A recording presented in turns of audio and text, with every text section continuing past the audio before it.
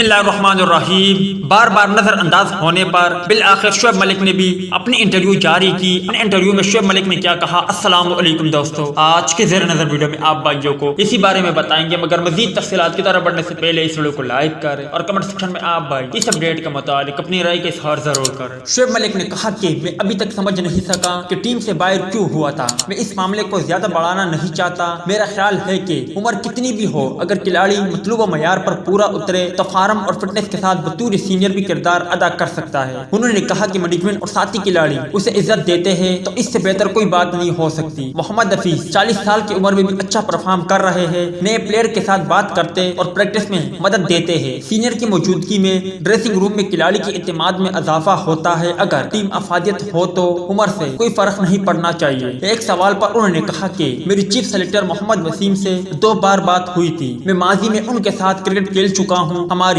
اچھی ماحول میں تفصیلی گفتگو ہوئی تھی۔ انہوں نے کہا تھا کہ آپ ٹاپ 4 میں کھیلیں گے تو بہتر ہوگا۔ جواب میں نے کہا تھا کہ ٹیم کی ضرورت کے مطابق کسی بھی پوزیشن پر کھیلنے کے لیے دستیاب ہوں۔ انہوں نے بتایا کہ دوبارہ بات ہوئی تو انہوں نے کہا تھا کہ پاکستان ٹیم 5ویں نمبر کے بیٹسمین کا خلا محسوس کر رہی ہے۔ میرا اس پوزیشن پر اسٹرائک ریٹ اچھا رہا ہے۔ اس پر انہوں نے کہا تھا کہ ہم بھی اسی انداز میں سوچ رہے ہیں، دیکھیں کیا ہوتا ہے۔ شعیب ملک نے کہا کہ حیدر علی باصلاحیت ہے، مگر مینجمنٹ نے پہلے ان کو اوپر کے نمبر پر کھلایا، پھر بیٹنگ آرڈر تبدیل کرنا شروع کر دیا۔ ہم بہت جلد کسی متاثر اور پھر مایوس بھی ہو جاتے ہیں۔ اگر کسی کو منتخب کرے تو پھر بھرپور سپورٹ بھی فراہم کرے۔ اگر مقصد ٹرافی جیتنا ہے تو فیصلوں میں تسلسل ہونا چاہیے۔